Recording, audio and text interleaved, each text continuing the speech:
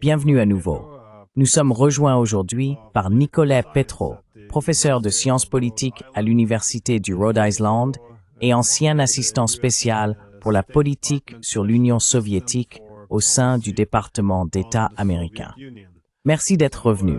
J'avais hâte de m'entretenir avec vous. Ravi d'être avec toi, Eli.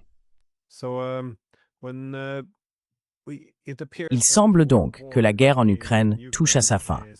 Encore une fois, il faut se garder de trop scruter la boule de cristal et de faire trop de prédictions. Mais en termes de défaite militaire, il n'est plus vraiment secret que l'effondrement du côté ukrainien semble s'intensifier. Et bien sûr, avec Pokrovsk, cela va, je suppose, changer beaucoup de choses. Mais les gens observent différents indicateurs. Cela peut être militaire, cela peut être économique, puisque les problèmes économiques continuent de s'accumuler. Cela peut aussi être social, car beaucoup d'hommes du pays ont soit fui, soit se cachent pour échapper aux recruteurs militaires de Zelensky. Il y a de la colère envers le gouvernement. De plus en plus de gens veulent la fin de cette guerre et de véritables négociations.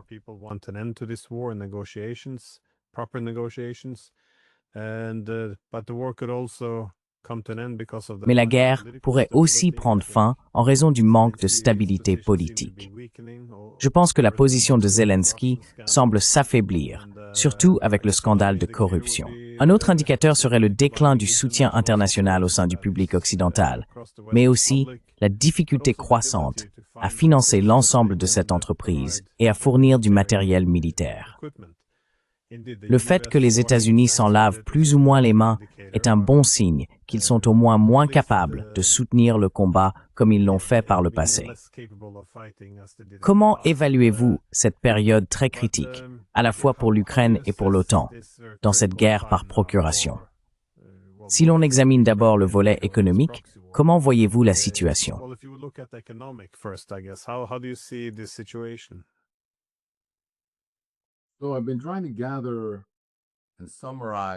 J'ai donc essayé de rassembler et de résumer les informations qui suggéreraient que, comme vous l'avez soutenu, les perspectives d'une victoire ukrainienne sont minces. Et j'en suis arrivé, je crois, à 4 raisons principales. La première est, enfin en réalité, elles sont dans un certain ordre. L'Ukraine manque de soldats, manque d'argent et manque de population. Je suppose que cela fait 3.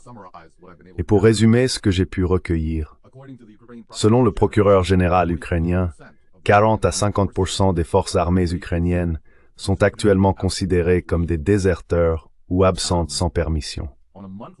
Chaque mois, selon l'ancien procureur général Ihor Lutsenko, les 2 tiers des recrues désertent et environ 10 000 quittent le conflit en tant que victimes.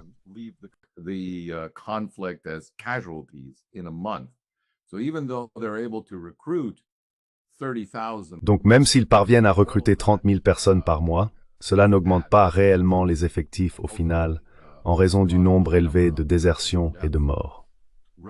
Quant au manque d'argent, eh bien, beaucoup de choses ont été écrites à ce sujet récemment. En résumé, le déficit prévu dépasse les 18%. Ils devront donc lever, pour arrondir les chiffres, environ 100 milliards, au moins 100 milliards, selon l'analyste Timothy Ash, au cours de l'année et demie à venir, simplement pour rester dans la course. Et cela s'ajoute à ce qui a déjà été alloué. L'instrument de financement Pearl, qui était le dernier mécanisme mis au point par la coalition des volontaires pour financer l'Ukraine, a jusqu'à présent obtenu un engagement total de 2 milliards. Ils ont donc encore beaucoup de chemin à parcourir pour répondre aux besoins essentiels de l'Ukraine afin qu'elle puisse continuer la guerre.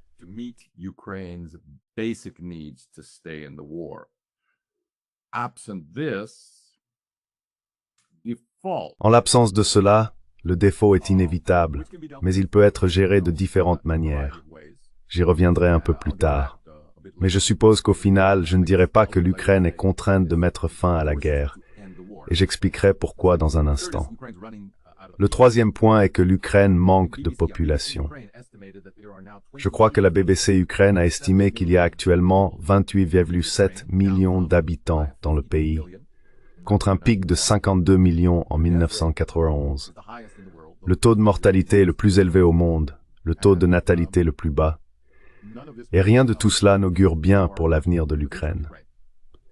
Ainsi, d'un point de vue rationnel, oui, l'Ukraine devrait, dès que possible, chercher à négocier un accord, car la seule alternative à la négociation est la reddition, à partir de laquelle il n'est plus possible de négocier quoi que ce soit.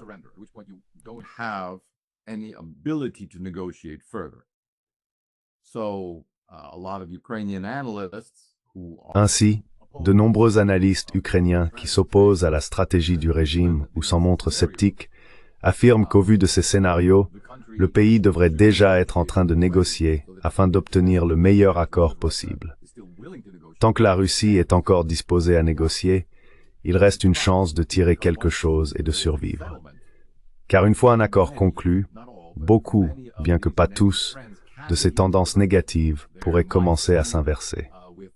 Il pourrait y avoir, avec le soutien des Européens, une sorte de fonds mis en place pour la reconstruction de l'Ukraine. Il y aura également un certain rapatriement des millions de personnes qui ont quitté l'Ukraine, bien que la dernière enquête du professeur Golovaka de l'Académie des sciences d'Ukraine révèle qu'environ un tiers seulement des personnes ayant migré envisagent désormais de revenir, même après la fin de la guerre.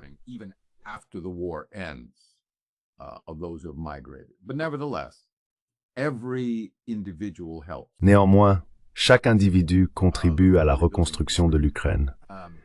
Mais en l'absence d'un cessez-le-feu et d'un accord, et je fais la distinction entre les deux, dans le cadre d'un cessez-le-feu, je ne pense pas qu'il y aura beaucoup d'investisseurs étrangers prêts à prendre le risque d'engager de grosses sommes d'argent dans une situation aussi instable.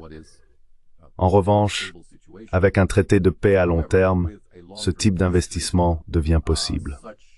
Je voulais toutefois en venir à votre question plus large, que je trouve intéressante.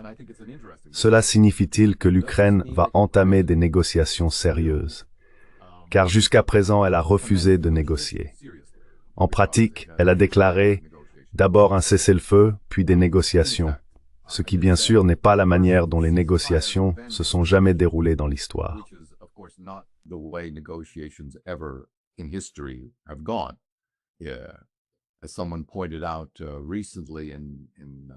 Comme quelqu'un l'a récemment souligné dans un article, les négociations sur la guerre du Vietnam se sont poursuivies pendant plusieurs années sans cessez-le-feu.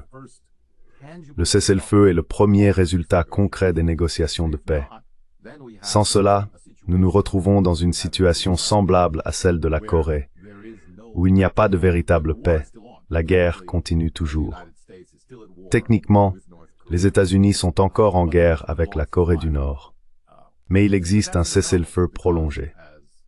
C'est une anomalie, car comme les historiens le savent, l'intention était d'instaurer un cessez-le-feu, puis d'imposer un embargo total sur les armes, à la fois à la Corée du Nord et à la Corée du Sud, forçant essentiellement les deux camps à conclure un accord de paix à long terme qui devait être signé, ou du moins ratifié, lors du sommet de Genève de 1954.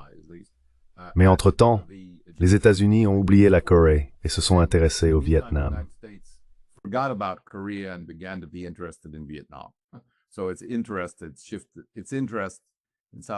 Ainsi, son intérêt pour l'Asie du Sud-Est et l'Asie de l'Est s'est entièrement déplacé et ils ont simplement oublié la Corée, la considérant comme une affaire réglée.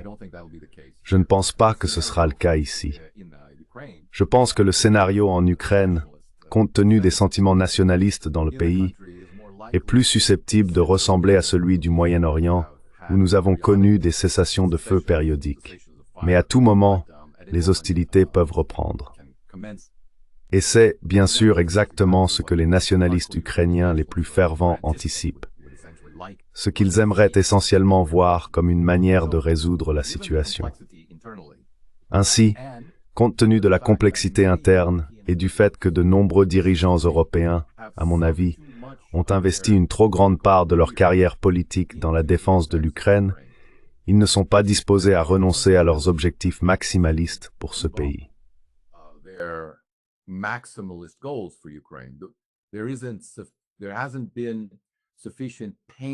Il n'y a pas eu suffisamment de souffrance, et il n'y en a pas assez pour eux ou pour leur pays, pour justifier un changement de politique. L'Europe semble totalement engagée, prête à se battre jusqu'au dernier Ukrainien, parce que les coûts pour elle sont minimes. En réalité, il y a plus d'avantages à poursuivre la guerre pour les dirigeants européens actuels qu'à y mettre fin, surtout au cours des 5 prochaines années. Ce qui représente toute une vie politique en Europe. Ce qu'ils peuvent envisager, c'est de relancer la pompe économique, une augmentation massive des dépenses militaires. Et je pense qu'ils soutiendront qu'il y aura une sorte d'effet multiplicateur à cela.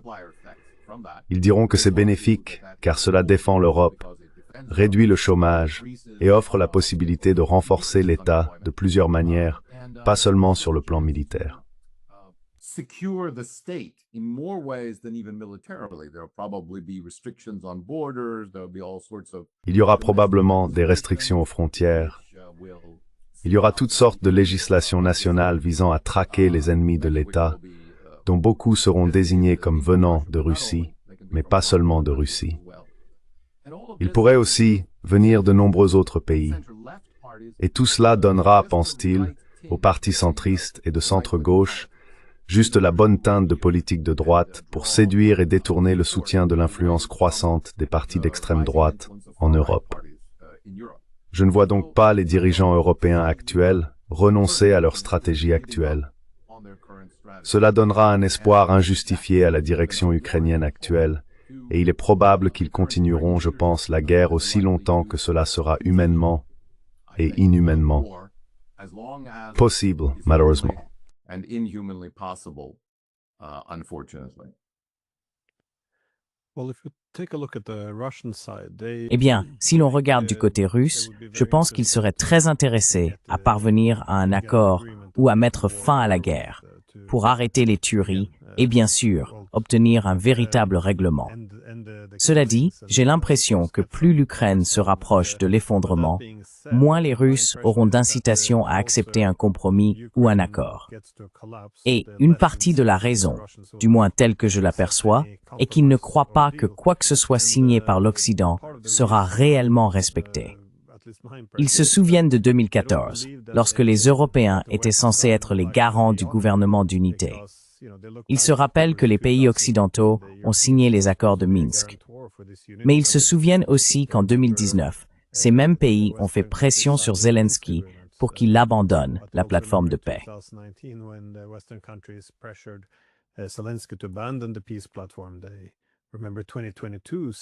Ils se souviennent de 2022, lorsque les pourparlers d'Istanbul ont été sabotés. Et en effet, l'OTAN, dans son ensemble, n'était même pas censé s'étendre. Des accords existaient à ce sujet vers la fin de la guerre froide. Ainsi, on peut se pencher sur le partenariat pour la paix dans les années 1990. Cela aussi a été perçu comme une tromperie, avec tous les accords de contrôle des armements qui se sont ensuite effondrés. Et même si l'on avance jusqu'à aujourd'hui, tous les appels à un cessez-le-feu, si l'on écoute les dirigeants européens, ils sont assez clairs sur ce que ce cessez-le-feu est censé accomplir. Ils leur donnent un répit pour réarmer l'Ukraine, leur permettre de recruter davantage de troupes, de se retrancher et de se préparer à la poursuite de la guerre. Il est donc très difficile de voir pourquoi les Russes feraient confiance à un quelconque accord, surtout à un accord qui permettrait aux troupes ou au matériel de l'OTAN de continuer à affluer en Ukraine.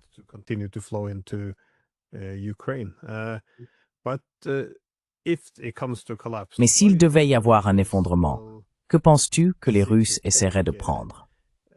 Je veux dire, si on regarde au-delà des questions humanitaires, la préoccupation pour les russophones, l'objectif stratégique global semble être que, eh bien, on pourrait penser que s'ils prenaient Odessa, cela rendrait le pays enclavé.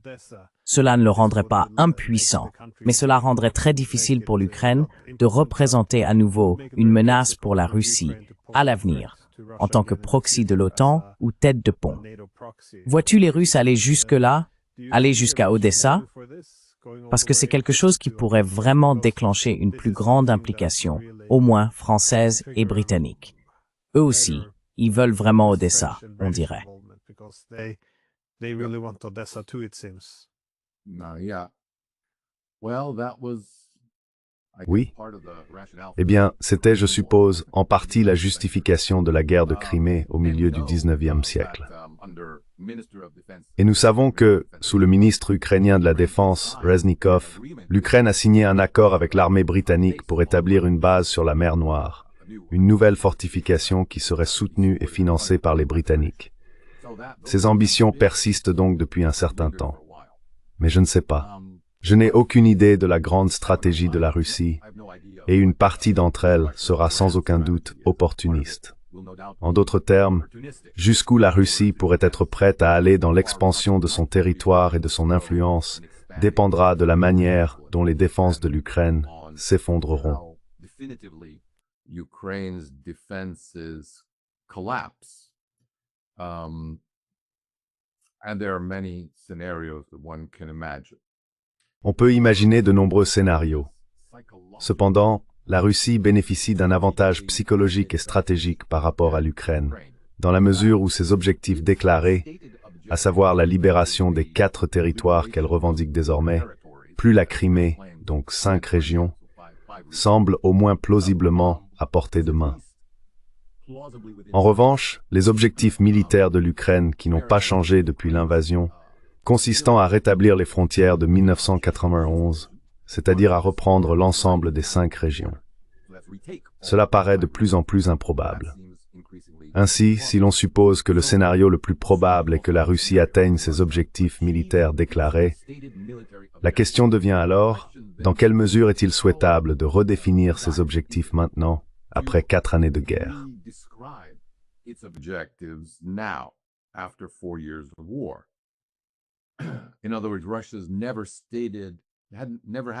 En d'autres termes, la Russie n'a jamais eu pour objectif de prendre l'ensemble de l'Ukraine, ni de s'étendre au-delà de ces 5 régions. Il me semble donc que, si elle atteignait les buts qu'elle s'était fixés, elle pourrait déclarer la victoire et utiliser ce moment pour exercer une influence considérable, non seulement sur l'Ukraine, mais aussi sur l'Europe, en choisissant de ne pas avancer. En disant « Regardez, nous avons éliminé le périmètre défensif que l'Ukraine avait établi à l'Est. Nous pourrions aller plus loin sur le territoire ukrainien et même atteindre Kiev ou des villes stratégiquement importantes comme Dnipro et Odessa, mais nous ne voulons pas le faire. Et si nous pouvons conclure un traité de paix significatif avec l'Ukraine, nous ne le ferons pas. »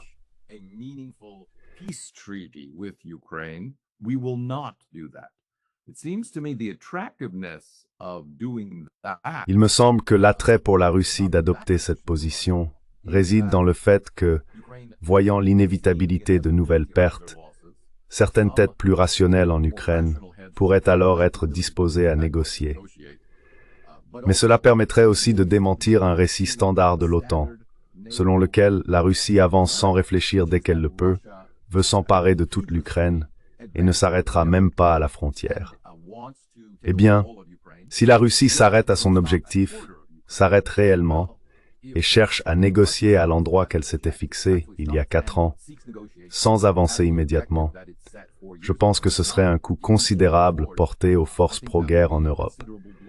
Cela suggérerait, et je pense que cela renforcerait la position de ceux qui soutiennent que des négociations sont possibles avec la Russie.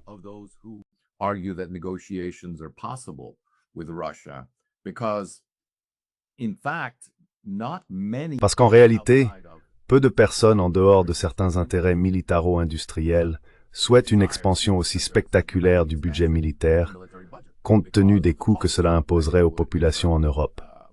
Cela reviendrait, non pas exactement à vider, mais à réduire considérablement le filet de sécurité sociale en Europe.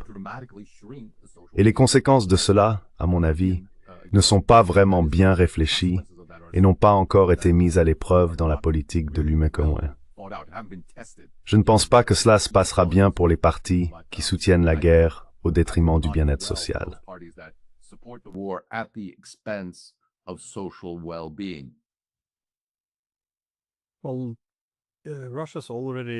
Eh bien, la Russie est déjà intervenue, cependant, de manière croissante, à la fois à Kherson et à Dnipropetrovsk. Eh bien, je peux les imaginer prêts à échanger ces territoires contre, par exemple, Kherson. Yeah, a tactical rather than a Je pense qu'il s'agit d'une manœuvre tactique plutôt que stratégique. Je veux dire encore une fois, je ne suis pas un analyste militaire. Mais il me semble, d'après les signaux que l'on peut lire de la part de la Russie et que l'on retrouve dans certains médias occidentaux, qu'il semble suggérer un compromis qui réduirait le coût de la prise du reste du Donetsk, par exemple. Car dans le Donetsk, ils ont pris Bakhmut, Pokrovsk, Avdiivka, mais il reste encore Kramatorsk, Slaviansk et un certain nombre de grandes villes fortement fortifiées avant que l'ensemble de l'oblast ne soit conquis. Ainsi, la stratégie de la Russie a été une approche militaire longue, d'usure et à long terme, plutôt qu'une frappe rapide et décisive, car cela leur permet de minimiser les pertes du côté russe.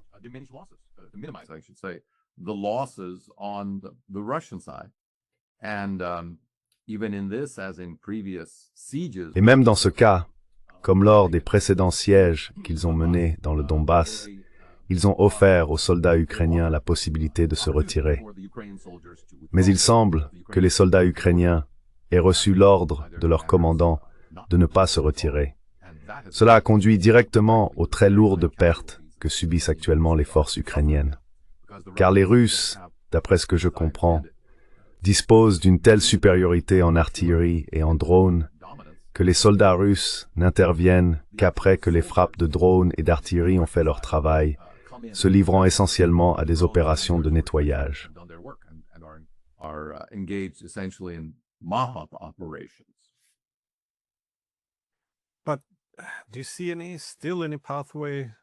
Mais voyez-vous encore une voie possible pour la diplomatie?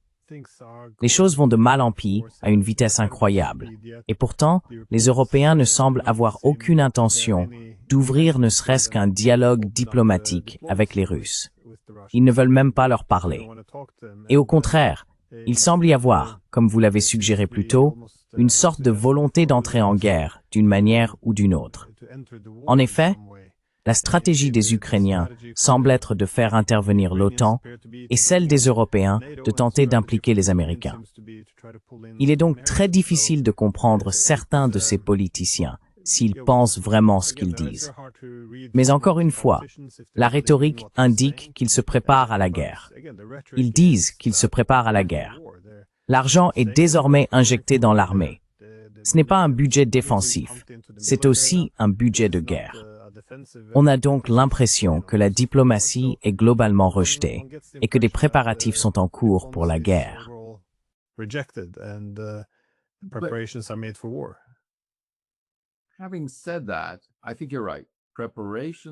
Cela dit, je pense que vous avez raison. Des préparatifs de guerre sont en cours, mais l'OTAN n'est actuellement pas prête pour la guerre et ne le sera pas avant plusieurs années. Par conséquent, si la guerre est terminée par la Russie avant que l'OTAN ne se sente prête à s'engager, alors je suppose que la partie sera terminée pour l'OTAN.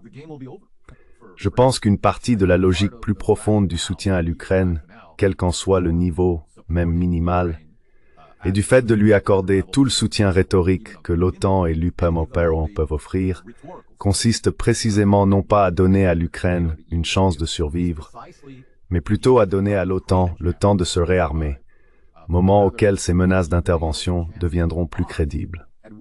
Parce qu'en ce moment, je ne pense pas qu'elles le soient vraiment.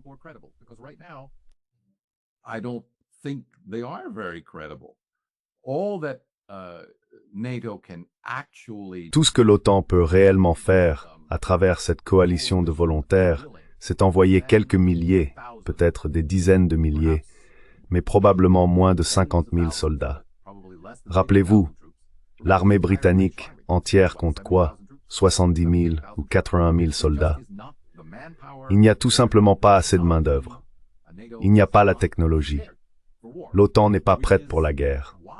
C'est pourquoi, en partie, vous voyez les plus petits et les plus faibles pays de l'OTAN, les États baltes par exemple, plaider pour que le grand frère, les membres les plus importants de l'OTAN, interviennent et se battent. Et eux, ils enverront 1 millier de soldats. Ce sera leur contribution. Mais le gros de l'effort retombera sur l'Allemagne, le Royaume-Uni et la France. Germany and the United Kingdom and France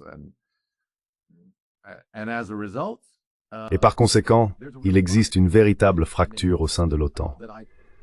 Je pense qu'aujourd'hui encore, malgré la rhétorique, aucune grande puissance européenne n'est prête à engager des forces. Si les petits pays, comme les États baltes, continuent de pousser pour une implication directe de l'OTAN, je pense que cela conduira à une scission assez spectaculaire au sein de l'Alliance. Entre les faucons, prêts à se battre les premiers, mais seulement si tout le monde suit, et les membres plus réfléchis et plus anciens de l'OTAN, qui reconnaissent au moins que, premièrement, ils ne peuvent rien faire sans les États-Unis, et deuxièmement, qu'ils subiraient eux-mêmes d'énormes pertes politiques, sans parler des pertes économiques. Ils perdraient leur attrait politique dans leur propre pays, et peut-être pas seulement pour une élection, mais pour une période bien plus longue, peut-être une génération entière.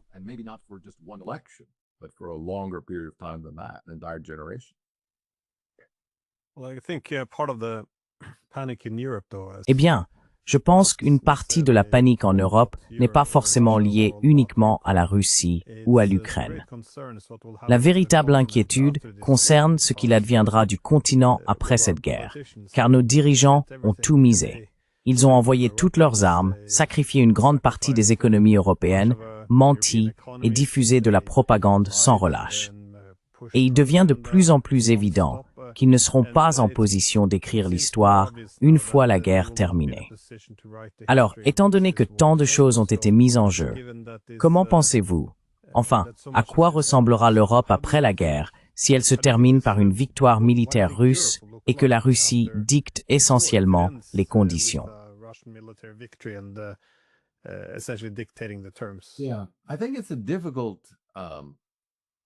Oui, je pense que c'est une situation difficile pour les partis traditionnels en Europe, car ils n'ont vraiment pas de bonnes options.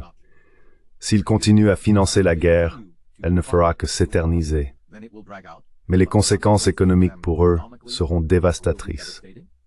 Et même si l'investissement dans le secteur militaire peut compenser un peu cela, il y aura sans cesse des interrogations sur cette stratégie et sur l'incapacité de l'Europe à redevenir un leader de la croissance économique, plutôt qu'un simple survivant. Et ça, c'est le scénario le plus favorable. Si la Russie l'emporte, alors toutes ces questions sur les erreurs stratégiques et la mauvaise analyse de la situation auxquelles les gouvernements actuels, depuis 2008 ou peut-être depuis 2014, ont soumis leur pays deviendront des enjeux politiques immédiats et ils seront les boucs émissaires.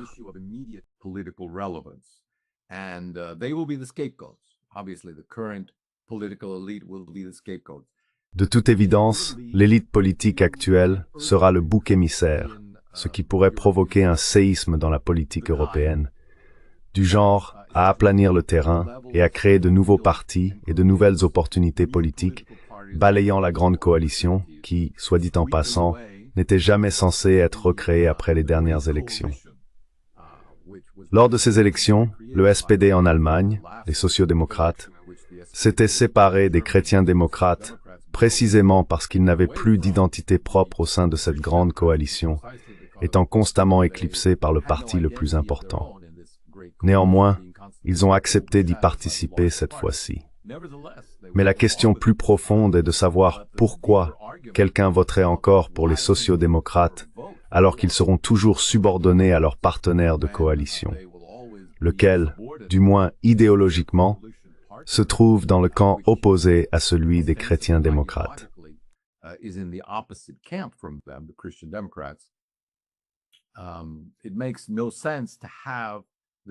Il n'a plus aucun sens de maintenir cette grande coalition de partis centristes, et je pense que les gens chercheront de plus en plus une alternative à cela. Cela ne signifie pas nécessairement que l'extrême droite ou la droite alternative prendra sa place. Et même si c'est le cas, elle aura encore besoin de partenaires de coalition. Je pense que les noms des partis politiques de la génération actuelle pourraient se transformer en autre chose. Quoi qu'il en soit, j'entrevois un avenir où les partis traditionnels disparaîtront et seront remplacés par une nouvelle forme de coalition politique. Car les définitions idéologiques de démocrates chrétiens et de social-démocrates avaient du sens à l'époque de la guerre froide. Mais dans une ère mondiale, dominée par des puissances eurasiennes où l'Europe joue un rôle secondaire, voire tertiaire, cela n'a vraiment plus beaucoup de sens. It really makes little sense. And also, by the way, it's not just that Eurasia is rising. Et d'ailleurs, ce n'est pas seulement que l'Eurasie est en train de s'affirmer, c'est aussi que l'alliance avec l'Amérique, l'alliance transatlantique, ne paraît plus aussi désirable. C'était justement cela qui attirait les partis centristes en Europe après la Seconde Guerre mondiale. Il n'y avait que l'Amérique à laquelle s'accrocher, car il n'existait pas d'alternative à l'Est. Aujourd'hui, il existe une multitude d'alternatives et plusieurs pays avec lesquels l'Europe pourrait s'allier. Par conséquent, je pense que ces autres possibilités finiront par être discutées et deviendront plus attrayantes dans l'Europe d'après-guerre en Ukraine.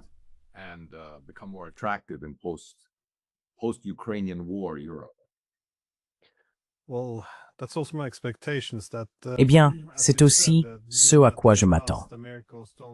Comme vous l'avez dit, autrefois, l'Amérique était la seule puissance en jeu. C'était un facteur d'unité.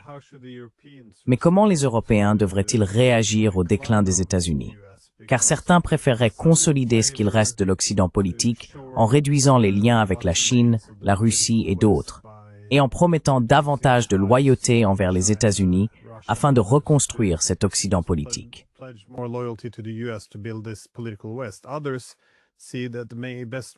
D'autres estimeraient que la meilleure réponse au déclin des États-Unis et à leur évolution vers une économie plus extractive, presque tributaire, où ils cherchent à obtenir davantage d'avantages de la part de leurs États partenaires, serait de se diversifier, de ne pas mettre tous ses œufs dans le même panier américain. Car alors, les Américains pourraient, nous dire quoi faire. Mais l'idée que 30 pays puissent tous s'accorder sur une approche ou sur l'autre, étant donné qu'elles sont largement mutuellement exclusives, est quelque peu irréaliste. Ainsi, la notion selon laquelle la Grèce et la Lettonie devraient avoir la même politique étrangère semble plus absurde, ou du moins plus lointaine, maintenant que les États-Unis se désintéressent de l'Europe et commencent à réduire leur présence.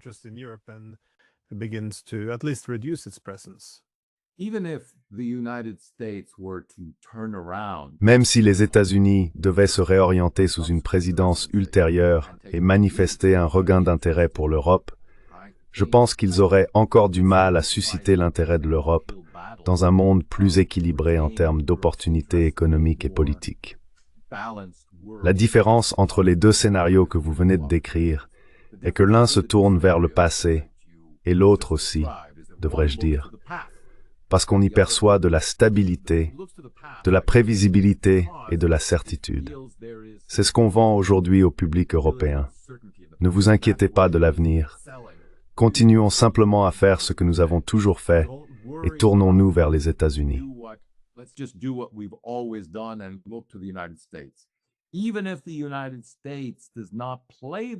Même si les États-Unis ne jouent plus le rôle qu'ils ont traditionnellement tenu, nous continuerons à faire semblant qu'ils le font et à vendre ce récit au public européen comme une forme de réassurance.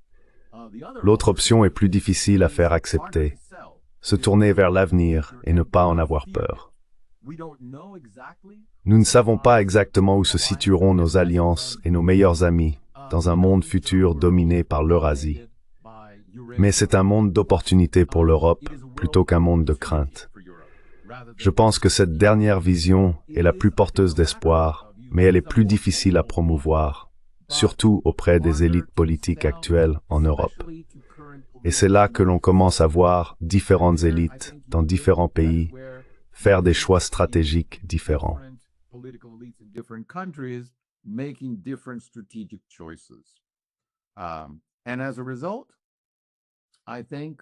Et par conséquent, je pense que l'Union européenne peut très bien, à un potentiel considérable, se fragmenter en plusieurs organisations similaires.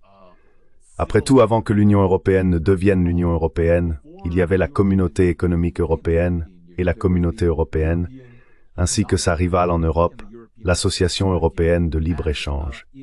Les deux ont très bien coexisté.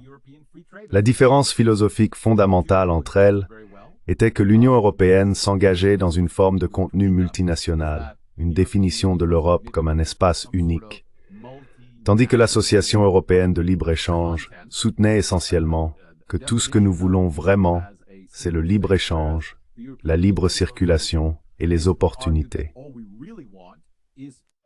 Free trade, travel, and opportunity. And we don't want to create some sort of Nous ne voulons pas créer une sorte d'identité européenne globale, car nous n'en avons pas besoin. Je pense qu'une relance de l'Association européenne de libre-échange comme alternative à l'Union européenne est tout à fait plausible. Je ne dirais pas que c'est probable, mais c'est certainement une idée qui mérite d'être envisagée, surtout si elle permet de maintenir de bonnes relations économiques avec ses voisins européens. Cela irait certainement dans l'intérêt de ceux qui restent dans l'UE, tout en entretenant des liens économiques solides et mutuellement profitables avec les puissances émergentes de l'Eurasie.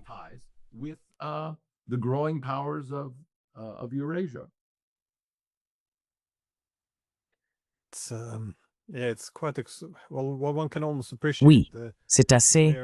Eh bien, on peut presque comprendre pourquoi les Européens sont dans un tel état de panique. Car si l'Ukraine avait réussi, d'une manière ou d'une autre, à vaincre la Russie, on aurait eu une Europe élargie, sans la Russie bien sûr.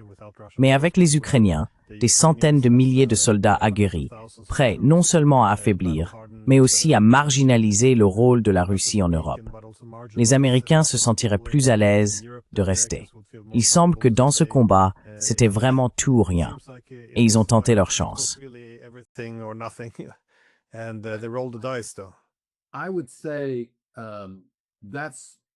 Je dirais que du point de vue des stratèges européens actuels, c'est également une vision à courte vue, car tous les problèmes qui ont conduit au Brexit et qui provoquent aujourd'hui la fragmentation de l'Union européenne existent depuis des décennies. Et ils n'auraient fait que s'aggraver avec une nouvelle expansion vers l'Est, en particulier avec l'intégration d'un pays slave et orthodoxe comme l'Ukraine dans l'UE. Chaque fois qu'il y a une expansion vers l'Est, cela a, je dirais, nourri les rêves de ceux qui aspirent à une entité pan-européenne. Mais en même temps, les États nouvellement intégrés arrivent avec leur propre héritage historique et leurs traditions, qu'il faut en partie adapter à celles déjà existantes en Europe, tout en modifiant la culture politique de l'Europe occidentale.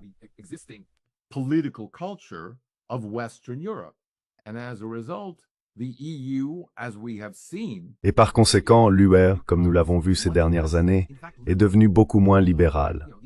L'UE, j'aime l'UE comme un rêve libéral, un rêve d'opportunités individuelles, mais aussi de capacité à transcender les divisions nationales, avec la libre circulation des idées, des frontières et des personnes.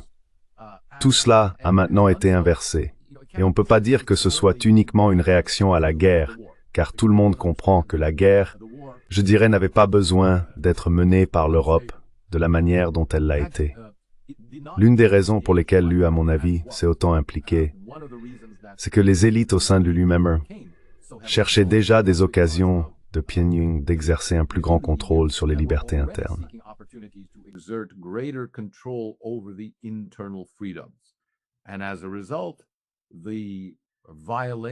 Et par conséquent, les violations des droits linguistiques, les violations des droits culturels des minorités, l'intervention directe dans les campagnes politiques des pays d'Europe de l'Est, là où les résultats sont serrés et où l'on craint qu'un parti soi-disant pro-russe puisse l'emporter, sont désormais assumées, même si elles contredisent directement les valeurs fondatrices de l'UMMLA.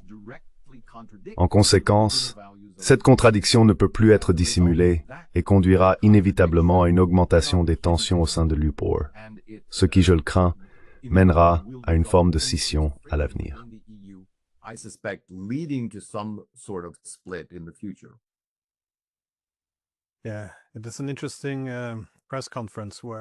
Oui, c'est une conférence de presse intéressante, où Viktor Orban est assis à côté de Donald Trump. Il dit en gros que la raison pour laquelle tous les Européens ont décidé de tout miser, de tout parier sur cette guerre, c'est parce que Biden, plus ou moins, les y a poussés. Donc oui, il rejette essentiellement la faute sur les Américains pour avoir fait perdre la tête aux Européens. Et Trump est là, assis, sans dire grand-chose. Même quand Orban fait ce commentaire, c'est un peu comme « Attends, quoi ?»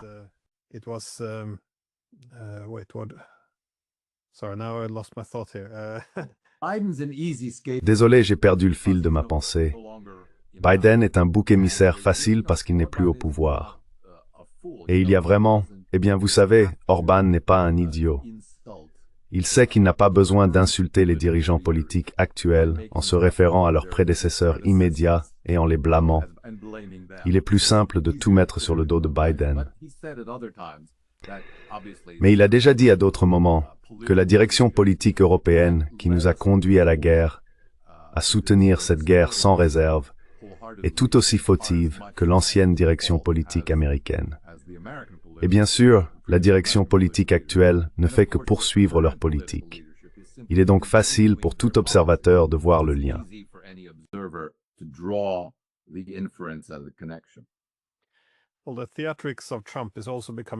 Eh bien, la mise en scène de Trump devient également assez évidente, car il n'y a pas si longtemps, il tweetait que l'Ukraine pouvait gagner la guerre. Mais maintenant, lorsqu'il était assis à côté d'Orban, il a demandé « Tu penses qu'ils peuvent gagner ?» Et Orban a répondu « Eh bien, je suppose que les miracles sont possibles » ou quelque chose comme ça. Et Trump a dit oui et a commencé à rire. Je veux dire, c'est... Donc, il est assez clair qu'il ne pense pas forcément tout ce qu'il dit. Plutôt que c'est oui, une partie du spectacle, je suppose. Et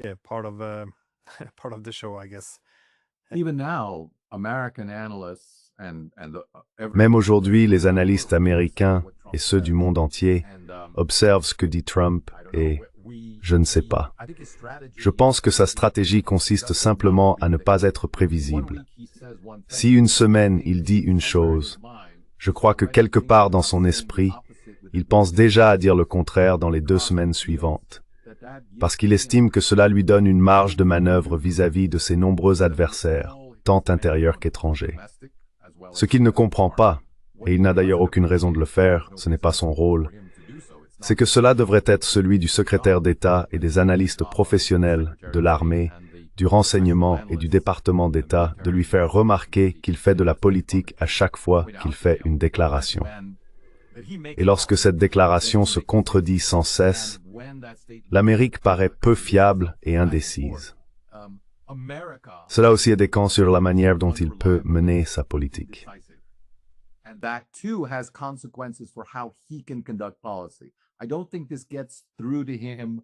Je ne pense pas que cela lui parvienne très facilement, car même dans ses propres entreprises, d'après ce que je comprends, il est à la tête d'une société valant des milliards de dollars. En réalité, il ne devrait pas prendre de décisions financières, ni participer aux négociations. Les véritables négociations sur la valorisation, sur ce que nous allons échanger pour tel ou tel bien, sont menées par des avocats et des comptables. On devrait lui présenter la vision d'ensemble et lui faire comprendre la stratégie globale de son entreprise. Il devrait simplement signer dès lors que ces paramètres correspondent à la direction qu'il souhaite prendre. Mais dans ce cas, il continue de gérer les affaires de l'Amérique comme il gérait ses affaires personnelles, c'est-à-dire, je vais prendre la décision et tout le monde en dessous de moi fera ce que je dis. Eh bien, dans le gouvernement, c'est encore moins probable que dans le monde des affaires.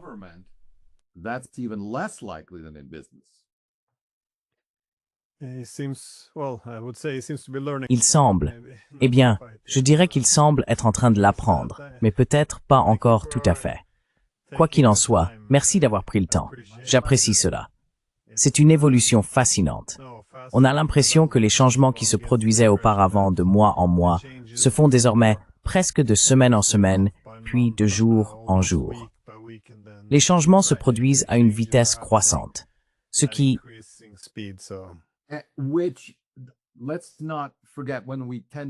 N'oublions pas que lorsque nous avons tendance à être pessimistes face au manque de prévisibilité, cela signifie une imprévisibilité aussi bien pour les mauvaises choses que pour les bonnes.